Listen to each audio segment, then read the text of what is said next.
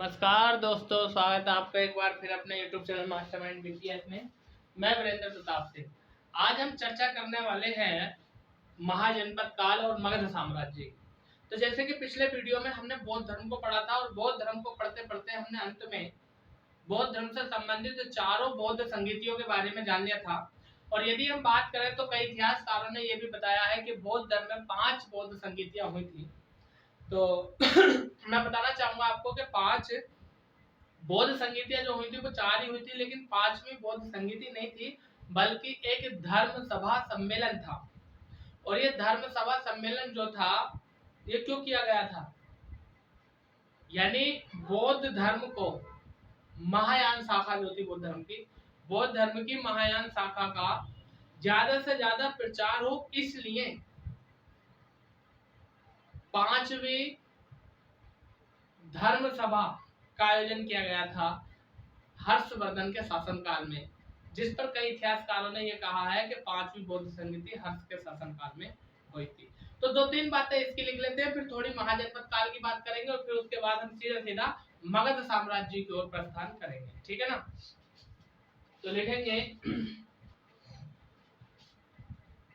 4 ही बौद्ध संगीतियां हुई थी, जबकि 5वीं बौद्ध संगीति नहीं बल्कि वह एक धर्म सभा सम्मेलन था।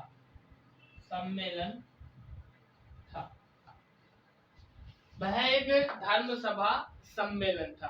ठीक है ना? यदि हम बात करें तो इसे ही कुछ इतिहासकारों ने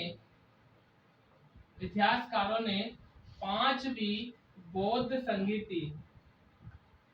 संगीति या सभा कहा है।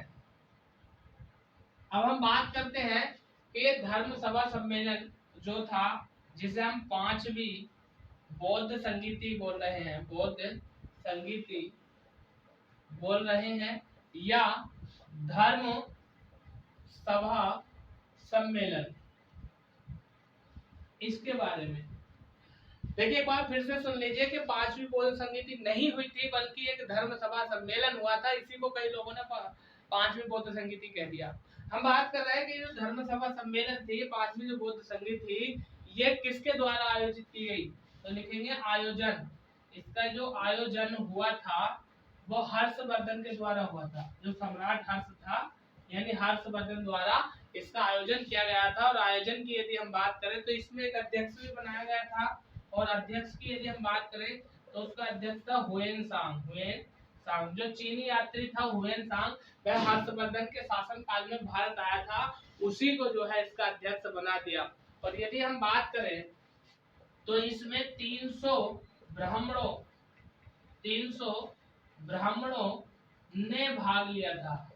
ने भाग लिया था। इसमें 300 ब्राह्मणों ने भाग लिया था। और महत्वपूर्ण बात ये थी कि 1000 बौद्ध भिक्षुक भी शामिल थे। 300 ब्राह्मणों ने भाग लिया था, 1000 बौद्ध भिक्षुक शामिल थे और सैकड़ों निग्रंथ यानी जैन अनुयायी भी शामिल थे। लिख रहे हैं 1000 बौद्ध भिक्षु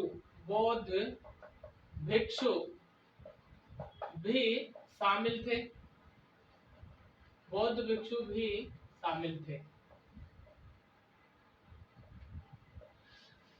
1000 बौद्ध भिक्षु भी शामिल थे तथा सैकड़ों जैन निग्रंथ शामिल थे तथा सैकड़ों जैन निग्रंथ भी शामिल थे। जो जैन धर्म के अनुयायी होते थे उन्हें निग्रंथ कहा जाता था।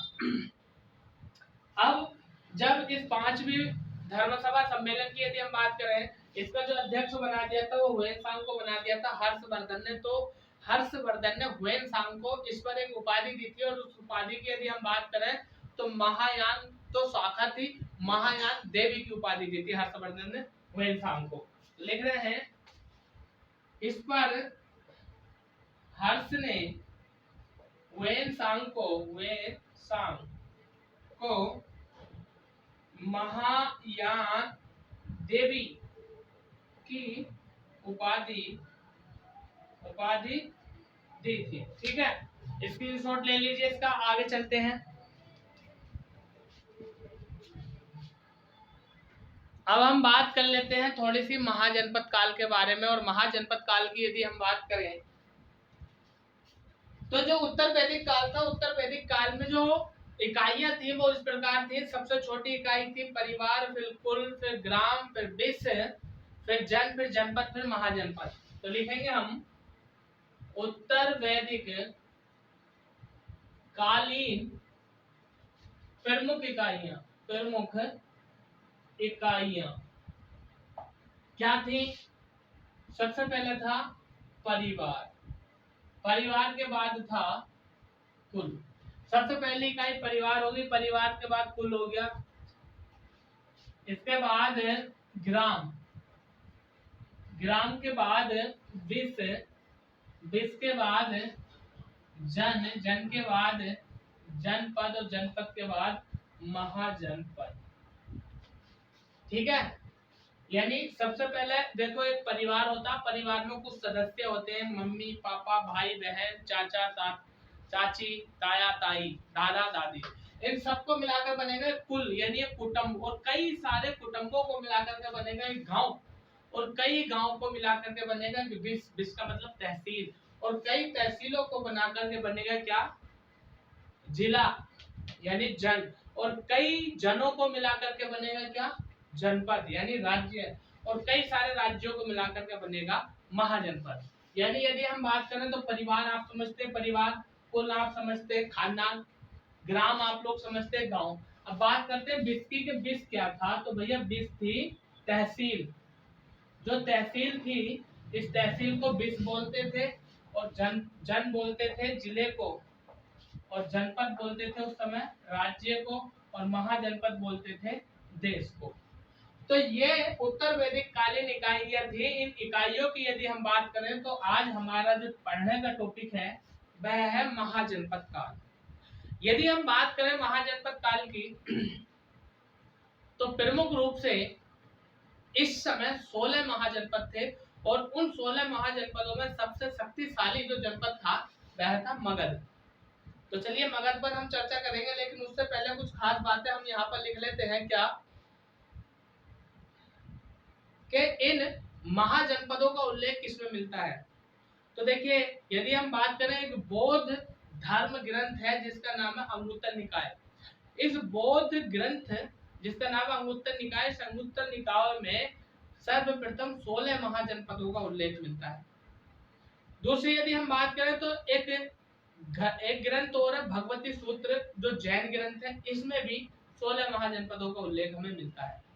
तो चलिए आगे यही बात हम लिख लेते हैं क्या, महाजनपदों का उल्लेख, महाजनपदों का उल्लेख, महाजनपदों का उल्लेख नंबर 1 बौद्ध ग्रंथ अंगुत्तर निकाय, अंगुत्तर निकाय,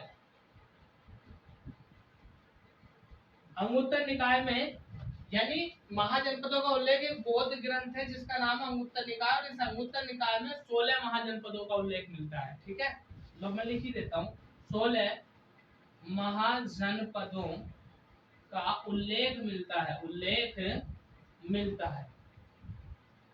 दूसरा, पहली बात तो ये हो गई। दूसरी बात यदि हम करें तो मैंने जैसा कि अभी आपको बताया था कि एक जैन ग्रंथ है जिसका नाम है भगवती सूत्र, इसमें भी महाजनपदों का उल्लेख मिलता है। जैन ग्रंथ भगवती सूत्र, भगवती सूत्र से भी महाजनपदों का उल्लेख मिलता है, उल्लेख मिलता है, उल्लेख मिलता है। अब हम बात करते हैं भैया, ये जो 16 जनपद थे कौन कौन से थे? 16 जो महाजनपद थे इनका उल्लेख यहाँ से प्रश्न पूछा जाता है। एक तो भगवती सूत्र और दूसरा अंगुत्तर निकाय। और हाँ, एक बात तो ध्यान रखना कि महाजनपद जो थे वो 16 थे, लेकिन 10 गणराज्यों का उल्लेख भी इन दोनों से मिलता है। किससे? अंगुत्तर निकाय से और भगवती सूत्र से। चलिए इस बात को भी मैं लिख देता हूँ क्या, तथा 10 गणराज्य, 10 गणराज्यों का उल्लेख भी मिलता है। अब हम बात ये करेंगे कि ये 16 महाजनपद कौन से थे, किस महाजनपद की राजधानी कौन सी थी और वर्तमान में ये महाजनपद किस क्षेत्र के अंतर्गत आता है। तो इसका स्क्रीनशॉट लो और फटाफट 16 के 16 महाजनपदों के बारे में हम चर्चा कर लेते हैं। तो चलिए सबसे पहले तो आप इसका स्क्रीनशॉट ले लो एक, जैसे कि लिखा है महाजनपद का नाम, राजधानी और वर्तमान क्षेत्र। तो यहाँ पर 1 से लेकर के 10 महाजनपदों के नाम लिख दिए हैं, बाकी 6 नेक्स्ट है। देखो समझो, सबसे पहले इधर लिखा हमने महाजनपद का नाम, यानी महाजनपद काल। और महाजनपद काल की यदि हम बात करें, यहाँ पर लिख सकते हैं महाजनपद काल। इस महाजनपद काल में 16 महाजनपद थे, ये हमने जान लिया। कितने थे? 16 महाजनपद थे। और इन 16 महाजनपद में 10 तो ये रखे, इसके बाद 6 और लिखते हैं क्या। पहले महाजनपद का नाम अंग, अंग की राजधानी थी उस समय चंपा। और वर्तमान में जो ये अंग महाजनपद है, ये कहाँ पड़ता है? भागलपुर, बिहार। यानी आज जहां पर बिहार में भागलपुर है, वहां पर महाजनपद काल में अंग महाजनपद था। मगध, इसकी राजधानी थी गिरिब्रज या राजगृह या पाटलिपुत्र। 3 राजधानियां थी इसकी, गिरिब्रज थी, राजगृह, पाटलिपुत्र। और जो वर्तमान पटना गया है ना बिहार का, वहां पर क्या था? कभी मगध साम्राज्य था। और 16 के 16 महाजनपदों में से सबसे शक्तिशाली जो महाजनपद था वह मगध ही था। काशी महाजनपद, इसकी राजधानी वाराणसी, वर्तमान क्षेत्र वाराणसी। कौशल की राजधानी थी श्रावस्ती, अयोध्या, साकेत। और वर्तमान में जो उत्तर प्रदेश का अवध क्षेत्र है वह आता है इसके अंतर्गत। अगला 5वां महाजनपद बज्जी। अब देखिए हमने बात करी थी कि 16 महाजनपद और 10 गणराज्यों का उल्लेख मिलता है किसमें? अंगुत्तर निकाय और भगवती सूत्र में। तो 8 गणराज्य तो बज्जी महाजनपद में शामिल थे और 2 गणराज्य मल्ल महाजनपद में शामिल थे। तो बज्जी की राजधानी वैशाली, जो बिहार का मुजफ्फरनगर है वहां पर था।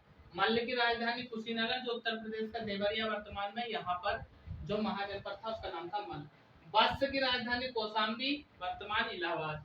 चेदी की राजधानी शक्तिमती नगर, वर्तमान बुंदेलखंड, उत्तर प्रदेश। कुरु की राजधानी इंद्रप्रस्थ, वर्तमान में जो उत्तर मेरठ है और उत्तर पूर्वी हरियाणा है वहां पर है। 10वां महाजनपद पांचाल, पांचाल की राजधानी थी यही क्षेत्र में कामपल्ली है। और जो वर्तमान का बरेली है, ये ही क्या था उस समय? पांचाल महाजनपद था उत्तर वैदिक काल में। स्क्रीनशॉट लो इसका। बाकी आगे चलते हैं, अगले महाजनपद काल कौन से हैं। तो अगले महाजनपद काल ये है शेष महाजनपद। जैसे कि आप यहाँ पर देख पा रहे होंगे, स्क्रीनशॉट ले लीजिए इसका जल्दी से। चलिए, मत्स्य महाजनपद का नाम, इसकी राजधानी विराटनगर और वर्तमान में राजस्थान का भरतपुर, अलवर और जयपुर जो पड़ता है ना, यहाँ पर मत्स्य महाजनपद था। सुरसैन, इसकी राजधानी मथुरा और जो उत्तर प्रदेश के आज ब्रज भूमि है उस क्षेत्र को कभी सुरसैन कहते थे, सुरसैन महाजनपद के अंतर्गत आता था। अशमक, पोतन या पोटली, महाराष्ट्र। और यदि हम बात करें तो एकमात्र दक्षिण भारत का महाजनपद जो था वो अशमक था, ये वाला एकमात्र महाजनपद तो दक्षिण भारत में आता था वह अशमक था। अवंती की राजधानी उज्जैन या महिष्मती, जो मध्य प्रदेश का मालवा क्षेत्र है, यहाँ पर था। गांधार इसकी राजधानी तक्षशिला और वर्तमान में बिहार का जो तक्षशिला है यहीं पर पड़ता है। कंबोज की राजधानी राजपुर या हाटक राजौरी जम्मू कश्मीर में पड़ता है। तो ये 16 महाजनपद थे और इन 16 महाजनपदों में सबसे शक्तिशाली जो महाजनपद था वह था मगध। अब हम बात करेंगे मगध की, यानी मगध साम्राज्य था क्या। देखिए भारत के इतिहास राजा महाराजाओं की जो कहानी शुरू हुई वो मगध से ही हुई। तो चलिए मगध के बारे में हम बात कर लेते हैं। सबसे पहले हम बात करेंगे मगध का उत्थान। स्क्रीनशॉट ले लो इसका, चलो जल्दी।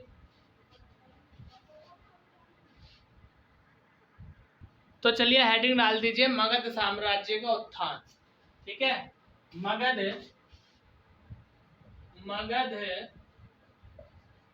साम्राज्य का उत्थान। ठीक है, देखिए मगध साम्राज्य का उत्थान कैसे हुआ इसको समझ लीजिए। सबसे पहले यदि हम बात करें तो एक नदी थी जिसको कहा गया था गंगा नदी। ये एक नदी बह रही है। इस नदी की यदि हम बात करें तो इसका नाम था क्या, गंगा नदी। गंगा नदी। और नदी की यदि हम बात करें तो नदी में पानी होगा भाई, आप लोग जानते हैं इस बात को, बताने की आवश्यकता नहीं है। ये नहीं है कि नदी में कुछ और होगा, नदी में पानी होगा। ये हो गई गंगा नदी।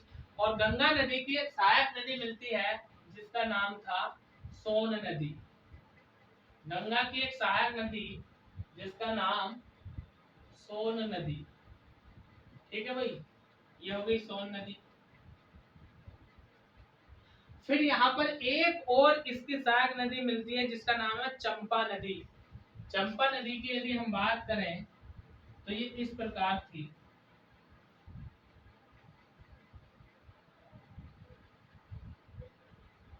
ये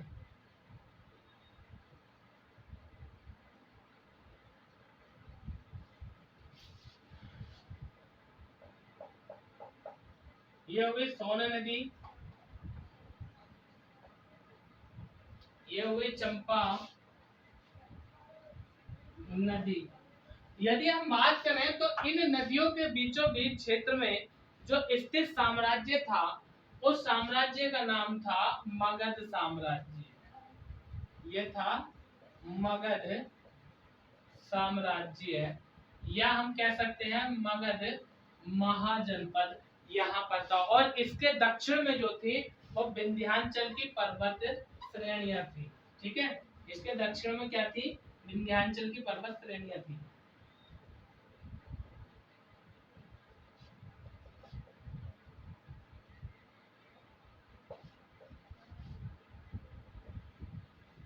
विंध्याचल श्रेणियां,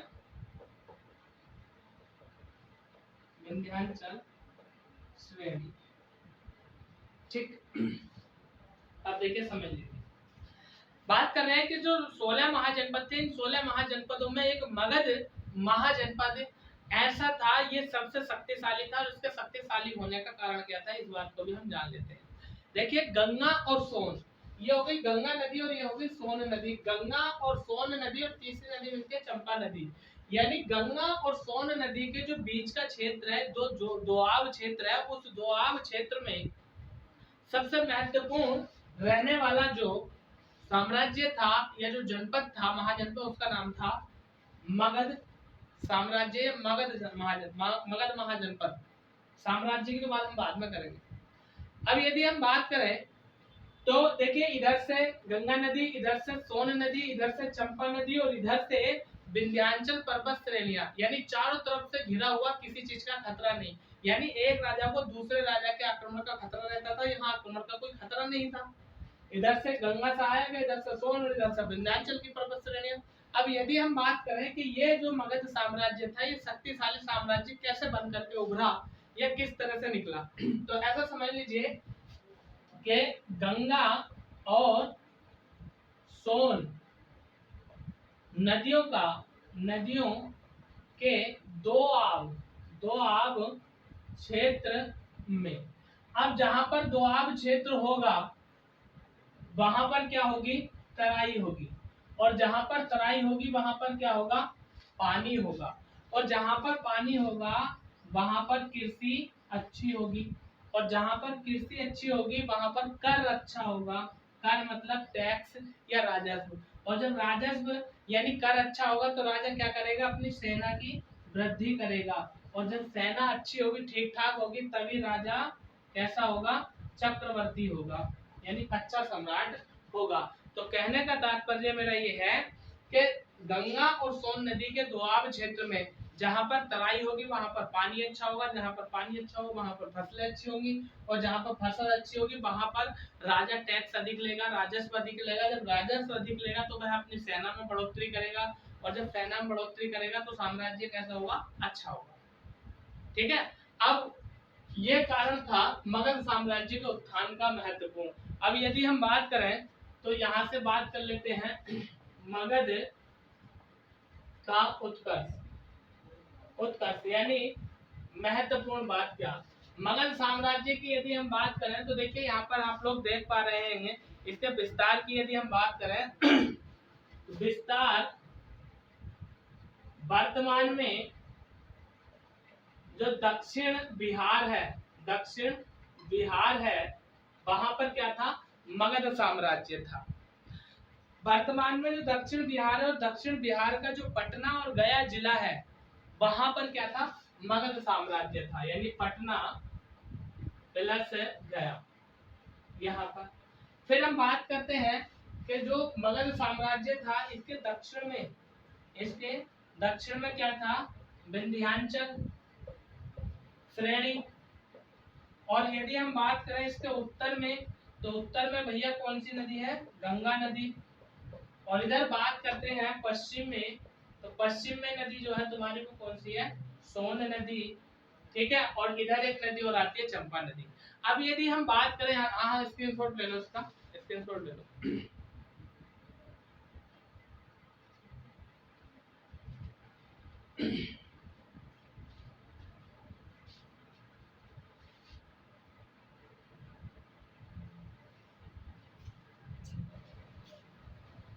ले लिया। ये मगध महाजनपद भी लिख सकते हो यहाँ पर, और नहीं तो जो मैंने लिखा मगध साम्राज्य ये भी सही है। ठीक है ना, कुछ भी लिख लो।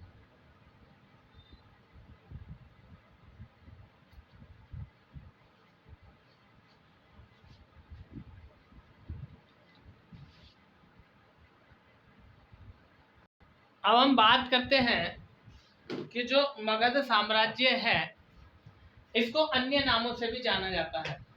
मगध के अन्य नामों की हम बात कर लेते हैं। मगध के अन्य नाम, और भैया उस अन्य नामों की यदि हम बात करें तो एक तो है मगधपुर, दूसरा बृहद्रथपुर, तीसरा है वसुमतीपुर। यानी जो मगध साम्राज्य है इसके ये तीन नाम निकल के आए, वसुमतीपुर, मगधपुर और बृहद्रथपुर। फिर दूसरा एक नाम मिलता है कुशाग्रपुर, यानी कुशाग्रपुर। इन नामों से भी जाना जाता है मगध को। मगध की यदि हम बात करें तो देखिए मैं कुछ बातें आपको बता रहा हूँ, आप इनको नोट कर लीजिए। पहली बात क्या कि ऋग्वेद में कीकट या किराट नामक क्षेत्र का उल्लेख मिलता है, और ये कीकट और किराट नामक क्षेत्र जो था मगध ही था। ऋग्वेद में उल्लेख किस क्षेत्र का मिलता है, कीकट या किराट, और ये किराट ही क्या था, मगध था। उसके बाद यदि हम बात करें तो ऐसा बताया जाता है कि जो कीकट या किराट क्षेत्र था यहाँ पर एक राजा था प्रमगंध, राजा का नाम था प्रमगंध, और प्रमगंध नाम का राजा यहाँ पर राज करता था। कहाँ पर, मगध में। फिर यदि हम बात करें तो अथर्ववेद में एक प्रार्थना मिलती है, और वह प्रार्थना ये थी कि ये बीमारी मगध को जाए।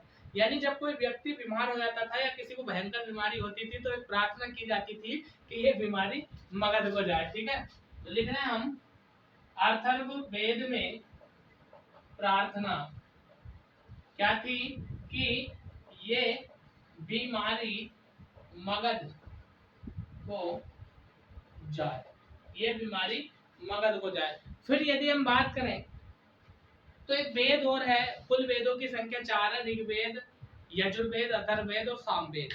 ठीक है, सामवेद और अथर्ववेद 4 वेद है। इन चारों वेदों में ऋग्वेद की हमने बात कर ली, अथर्ववेद की हमने बात कर ली, एक वेद होता है जिसका नाम है यजुर्वेद। और यजुर्वेद की यदि हम बात करें तो यजुर्वेद में मगध के भाटों का उल्लेख मिलता है। यजुर्वेद में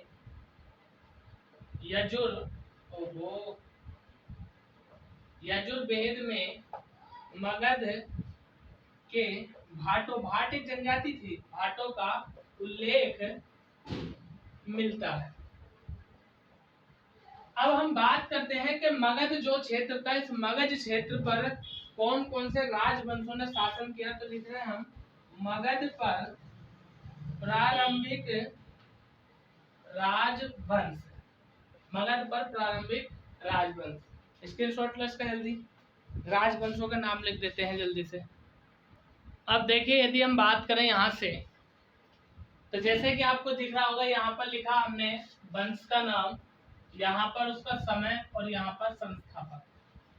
जैसे हम बात करते हैं कि मगध पर शासन करने वाला जो सबसे पहला वंश था वह बृहद्रथ वंश था। और यदि हम बात करें इस वंश के समय की, तो इसका टाइम अज्ञात है, इसका टाइम दिया हुआ नहीं है। अगर कहीं पर इसका टाइम मिलता है तो मैं कह सकता हूँ वह गलत है, इसका टाइम अज्ञात है। यदि हम बात करें कि भारत में तिथियों की या टाइम की जो सही पहचान मिलती है हमें, वह मिलती है प्रारंभिक, यानी जब यूनानियों ने भारत पर आक्रमण किया था, यानी भारतीय इतिहास के क्रमबद्ध का जो पता चलता है यूनानी आक्रमणकारियों से चलता है, या कह सकते हैं जब अलेक्जेंडर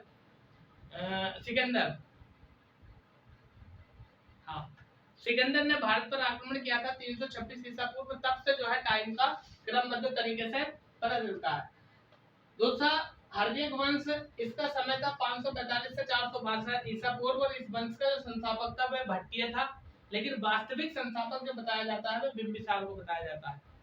तो कई लोग ये भी बताते हैं कि मगध पर शासन करने वाला जो सबसे पहला वंश था वह हर्यक वंश था, जिसका संस्थापक बिंबिसार, लेकिन वास्तविकता यह है मगध पर शासन करने वाला सबसे पहला राजवंश जो था वह बृहद्रथ वंश था, जिसका संस्थापक था बृहद्रथ। चलिए तीसरे वंश की यदि हम बात करें तो नाग वंश, इसका जो समय था 412 से 344 ईसा पूर्व तक चला था।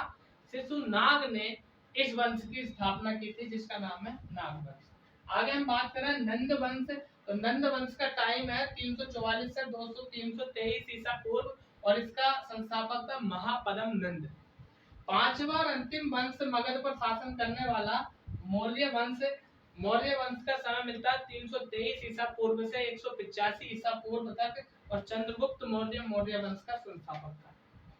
कल हम बात करेंगे एक एक करके सभी वंशों के बारे में, पहले इसके फिर इसके फिर इसके फिर इसके फिर इसके सभी वंशों के बारे में हम चर्चा कल शुरू कर देंगे। तो आज के लिए इतना ही। यदि ये वीडियो आपको पसंद आया हो तो चैनल को सब्सक्राइब करना ना भूलें, साथ में बेल आइकन का बटन दबाना भी बिल्कुल ना भूलें। ये दो काम तो आपने करना ही है, सब्सक्राइब और बेल आइकन का बटन। लाइक करो या मत करो मुझे इससे कोई फर्क नहीं पड़ता। तो मैं वीरेंद्र प्रताप सिंह लेता हूँ आपसे विदा, कल फिर मुलाकात होती है, तब तक के लिए बने रहिए हमारे साथ, एकदम शानदार जबरदस्त। जिंदाबाद, जय हिंद।